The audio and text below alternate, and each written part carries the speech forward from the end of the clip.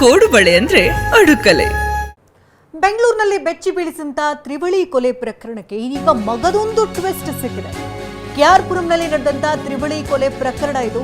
Police ತನಿಖೆಯಲ್ಲಿ shocking ವಿಚಾರಗಳು ಬೆಳಕಿಗೆ ಬಂದಿದೆ. ಆರೋಪಿಗಳಾದಂತಹ ಕೆನೆತ್ ಹಾಗೆ ಶ್ವೇತಾ ಅಸಲಿಗೆ ಪ್ರೇಮಿಗಳೇ ಅಲ್ಲ ಅನ್ನುವಂತಹ ವಿಚಾರ ತಿಳಿದು ಬರ್ತಾ ಇದೆ. ಸ್ನೇಹಿತೆಯ ಹಣಕ್ಕಾಗಿ ಕೊಲೆ ಮಾಡಿದ್ದಾಗಿ ಆತ ಒಪ್ಪಿಗೆಯನ್ನ ಸೂಚಿಸಿದ್ದಾನೆ. ಕೆನೆತ್ ಬಳಿ ತನ್ನ ಕಷ್ಟಗಳನ್ನ ಶ್ವೇತಾ ಹೇಳ್ಕೊಂಡಿದ್ದಂತೆ.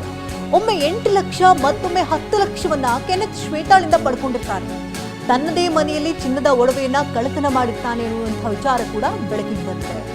ಇವರಿಬ್ರು ಕೂಡ ಪ್ರೇಮಿಗಳು ಅಂತ ಹೇಳಲಾಗ್ತಾ ಇತ್ತು. ಇಬ್ರು ಕೂಡ ಲಿವಿಂಗ್ ಟುಗೆದರ್ ನಲ್ಲಿ ಬದುಕ್ತಾ ಇದ್ರು, ಸಹಜೀವನ ನಡೆಸ್ತಾ ಇದ್ರು ಅಂತ ಹೇಳಲಾಗ್ತಾ ಇತ್ತು. ಆದ್ರೆ ಇವರಿಬ್ರು ಕೇವಲ ಸ್ನೇಹಿತರು ಅನ್ನುವಂತಹ ವಿಚಾರ ಈಗ ಬೆಳಕಿಗೆ ಬರ್ತಾ ಇದೆ.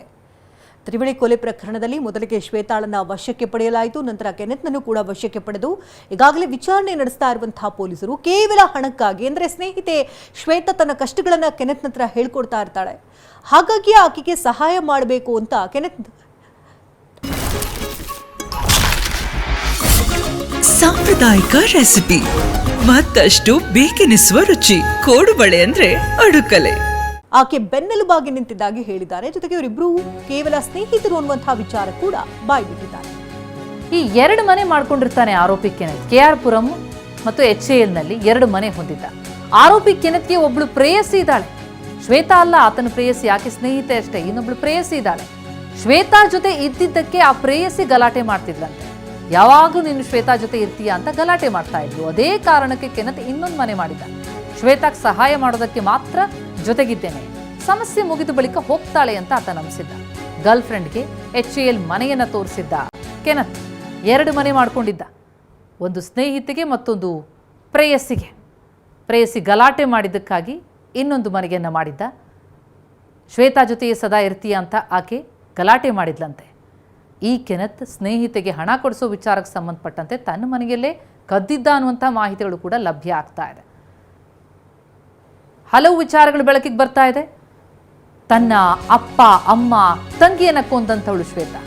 ಇನ್ನು ಹಣ ಪಡೆದ ಬಳಿಕ ಶ್ವೇತಾಗೆ ಮನೆಯವರಿಂದ ಒತ್ತಡ ಕೂಡ ಹೆಚ್ಚಾಗ್ತಿತ್ತು. ಹಣ ವಾಪಸ್ ಕೊಡುವಂತೆ ಶ್ವೇತಾ ತಾಯಿ ಕೇಳಿರ್ತಾರೆ. ಇದೇ ಕಾರಣಕ್ಕೆ ತಂದೆ ತಾಯಿ ಕೊಲೆಗೆ ಶ್ವೇತಾ ಒಪ್ಪಿಸಿದ್ದ ಅಂತ ಹೇಳಲಾಗ್ತಾ ಇದೆ.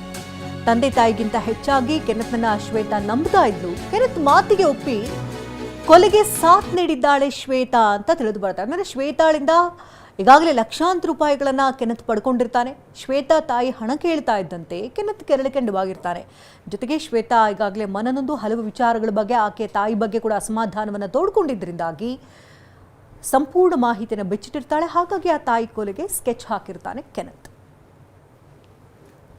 ಈ ಬಗ್ಗೆ ಇನ್ನಷ್ಟು ಡೀಟೇಲ್ಸ್ ಕೊಡ್ತಾರೆ ನಮ್ಮ ಪ್ರತಿನಿಧಿ ಪ್ರಜ್ವಲ್. ಈಗ ಲೈವ್ನಲ್ಲಿ ಜಾಯ್ನ್ ಆಗಿದ್ದಾರೆ. ಪ್ರಜ್ವಲ್, ಈ ಪ್ರಕರಣ ದೊಡ್ಡದೊಂದು ಟ್ವಿಸ್ಟ್ ತೆಗೆದುಕೊಳ್ತಾ ಇದೆ. ಯಾವ ಪ್ರೇಮಿಗಳು ಅಂತ ಅನ್ಕೊಂಡಿದ್ವೋ ಅಥವಾ ತಮ್ಮ ಪ್ರೇಮ ಕಡ್ಡಿ ಬಂದ್ರು ಅಂತ ಅನ್ನೋ ಕಾರಣಕ್ಕಾಗಿ ಕೊಲೆ ಮಾಡಿಬಿಟ್ರು ಅಂತ ಅನ್ಕೊಳ್ತಾ ಇದ್ವೋ, ಈಗ ನೋಡ್ತಾ ಹೋದ್ರೆ ಅವರಿಬ್ರು ಸ್ನೇಹಿತರು, ಹಣಕ್ಕಾಗಿ ಆದಂತಹ ಕೊಲೆ ಅಂತ ಹೇಳಲಾಗ್ತಾ ಇದೆ. ಏನ್ ನಡೀತಾ ಇದೆ? ಕೆನೆತ್ ಏನ್ ಕೆಲಸ ಮಾಡ್ಕೊಂಡಿದ್ದ? ಯಾಕಿಷ್ಟು ಹಣವನ್ನ ಪಡಿತಾ ಇದ್ದ? ಜೊತೆಗೆ ಶ್ವೇತಾ ತನ್ನ ಅಪ್ಪ ಅಮ್ಮನನ್ನೇ ಕೊಲ್ಲೋದಕ್ಕೆ ಆತ ಒಪ್ಪಿಸ್ತಾನೆ ಅಂತಂದ್ರೆ ಅದೆಂತಹ ಪರಿಸ್ನೇಹ ಅಂತ? ಪ್ರತಿಮಾ, ಒಂದಷ್ಟು ಪ್ರಶ್ನೆಗಳಿಗೆ ಉತ್ತರನೇ ಸಿಕ್ಕಿರಲಿಲ್ಲ ಪೊಲೀಸರಿಗೆ. ಇನ್ವೆಸ್ಟಿಗೇಷನ್ ಸ್ಟಾರ್ಟ್ ಮಾಡಿದಂಥ ಸಂದರ್ಭದಲ್ಲಿ ಒಂದಷ್ಟು ಪ್ರಶ್ನೆಗಳಿತ್ತು. ಮೊದಲನೇ ಪ್ರಶ್ನೆ, ಇವರು 2 ಮನೆಯನ್ನು ಯಾಕೆ ಮಾಡ್ಕೊಂಡಿದ್ದಾರೆ? ಆ 2 ಮನೆಯನ್ನು ಯಾಕೆ ಮಾಡ್ಕೊಂಡಿದ್ದಾರೆ ಅನ್ನೋ ಪ್ರಶ್ನೆಗೆ ಪೊಲೀಸರು ಉತ್ತರವನ್ನು ಹುಡುಕ್ತಾ ಹೋದಂಥ ಸಂದರ್ಭದಲ್ಲಿ ಇವರಿಬ್ಬರು ಪ್ರೇಮಿಗಳೇ ಅಲ್ಲ ಅನ್ನೋದು ಸ್ಪಷ್ಟವಾಗಿ ಗೊತ್ತಾಗುತ್ತೆ. ಯಾಕಂತಂದರೆ ಇವರಿಬ್ಬರು ಯಾವುದೇ ರೀತಿಯಾದಂಥ ರಿಲೇಷನ್ಶಿಪ್ಪು ಇರಲಿಲ್ಲ, ಮತ್ತು ಯಾವುದೇ ಫಿಸಿಕಲ್ ರಿಲೇಷನ್ಸು ಕೂಡ ಇವರಿಬ್ಬರ ನಡುವೆ ಇರಲಿಲ್ಲ ಅನ್ನೋದನ್ನು ಸ್ಪಷ್ಟವನ್ನು ಪಡಿಸ್ತಾರೆ.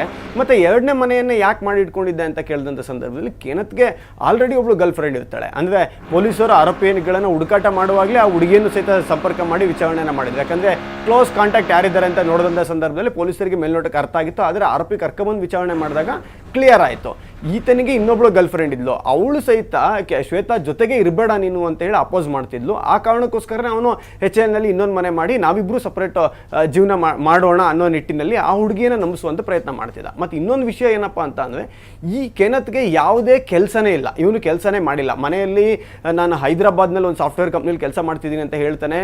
ಆದರೆ ಇವನು ಹೈದರಾಬಾದಲ್ಲಿ ಇರೋದೇ ಇಲ್ಲ. ಅವ್ರ ಮನೆಯಿಂದ ಹಾರ್ಡ್ಲಿ 1-1.5 ಕಿಲೋಮೀಟರ್ ದೂರದಲ್ಲೇ ಇನ್ನೊಂದು ಮನೆ ಮಾಡ್ಕೊಂಡು ವಾಸವನ್ನು ಮಾಡ್ತಿರ್ತಾನೆ. ಇದು ಆತನ ಕುಟುಂಬಕ್ಕೆ ಗೊತ್ತಿಲ್ಲ. ಗೊತ್ತಿರೋದಿಲ್ಲ. ಮತ್ತು ಈ ಕೆಲಸ ಮಾಡ್ತಿದ್ದೀನಿ ಅಂತ ಅಂದಮೇಲೆ ಮನೆಗೆ ಏನಾದ್ರು ಒಂದು ಸಹಾಯ ಮಾಡಬೇಕು, ಮನೆಗೆ ದುಡ್ಡು ಕೊಡಬೇಕು. ಆ ದುಡ್ಡು ಎಲ್ಲವೂ ಕೂಡ ಈ ಶ್ವೇತಾ ಕಡೆಯಿಂದ ಒಂದ್ಸಲ 30 ಲಕ್ಷ ಲೋನ್ ಪಡೆದಿದ್ದ ಹಣ, ಅದಾದ್ಮೇಲೆ ಒಂದ್ಸಲ 8 ಲಕ್ಷ, ಅದಾದ್ಮೇಲೆ ಒಂದ್ಸಲ 10 ಲಕ್ಷ, ಹೀಗೆ ಹತ್ತತ್ರ ಒಂದು 50 ಲಕ್ಷ ದುಡ್ಡನ್ನು ಶ್ವೇತಾ ಕಡೆಯಿಂದನೇ ಇವ್ನು ಪಡ್ಕೊಂಡಿರ್ತಾನೆ. ಅದರಲ್ಲೇ ಈತ ತಿಂಗಳ ಮನೆಗೆ ಒಂದ್ಸಲ 50,000, 30,000, 70,000 ಹಿಂಗೆ ಇವನಿಗೆ ಅನುಕೂಲ ಆದಂಥ ಹಣವನ್ನು ಮನೆಗೆ ನನ್ನ ಸ್ಯಾಲ್ರಿ ಹಣ ಅಂತೇಳಿ ಕಳಿಸ್ತಿರ್ತಾನೆ. ಇದು ಮತ್ತು ಇವನ ಐಷಾರಾಮಿ ಜೀವನ, ಇವನ ಪಾರ್ಟಿ, ಇವನ ಫ್ರೆಂಡ್ಸ್ಗಳು ಕರ್ಕೊಂಡು ಹೋಗಿ ಗೋವಾಗೆ ಹೋಗೋದು, ಪೊದಿಚೇರಿಗೆ ಹೋಗೋದು, ಮುಂಬೈಗೆ ಹೋಗೋದು, ಈ ರೀತಿಯಾಗಿ ಈ ಇವನ ಪಾರ್ಟಿ, ಈ ಲೈಫ್ ಸ್ಟೈಲಿಗೆ, ಐಷಾರಾಮಿ ಲೈಫ್ ಸ್ಟೈಲಿಗೆ ಇವಳ ಹತ್ರ ಪಡ್ಕೊಂಡಿದ್ದಂಥ 50 ಲಕ್ಷ ರೂಪಾಯಿ ಹಣವನ್ನು ಖರ್ಚು ಮಾಡಿರ್ತಾನೆ. ಆದರೆ ಶ್ವೇತಾ ಯಾವ ಪರಿಸ್ಥಿತಿಲಿ ಇರ್ತಾಳೆ ಅಂದರೆ ಮಾನಸಿಕವಾಗಿ ಅವಳ ಇಡೀ ಜೀವನಕ್ಕೆ 1 ಪಾಯಿಂಟ್ ಕಾಂಟ್ಯಾಕ್ಟ್ ಅಂತ ಯಾರು ಇದ್ದರೆ ಅದು ಕೆನತ್ ಮಾತ್ರ. ಅವಳು ತನ್ನ ತಂದೆ, ತಾಯಿ, ತಂಗಿ ಮತ್ತು ಬೇರೆ ಯಾರನ್ನೂ ನಂಬದಲ್ಲೇ ಇರುವಷ್ಟು ಹೆಚ್ಚಿಗೆ ನಂಬಿಕೆಯನ್ನು ಇವನ ಮೇಲೆ ಇಟ್ಟಿರ್ತಾಳೆ. ಅದಕ್ಕೋಸ್ಕರನೇ ಹಣವನ್ನೆಲ್ಲ ತಂದು ಇವನಿಗೆ ಕೊಟ್ಟಿರ್ತಾಳೆ. ಮತ್ತು ಅವಳು ಸಹಿತ ಇತ್ತೀಚೆಗೆ ಕೆಲಸ ಮಾಡ್ತಿದ್ದವಳು ಕೆಲಸ ಬಿಡ್ತಾಳೆ, ಅವಳ ಹತ್ರನೂ ಹಣ ಇಲ್ಲ. ಕೊನೆಗೆ ಇವ್ರ ಮನೆಯವರು 30 ಲಕ್ಷ ರೂಪಾಯಿ ಹಣ ಲೋನ್ದು ಏನು EMI ಮನೆಗೆ ನೋಟಿಸ್ಗಳು ಬರ್ತಿತ್ತು, ಈ ಹಣವನ್ನು ಕೊಡಿ ಅಂತೇಳಿ ಮನೆಯವರು ಪ್ರೆಷರೈಸ್ ಮಾಡ್ಲಿಕ್ಕೆ ಶುರು ಮಾಡ್ತಾರೆ.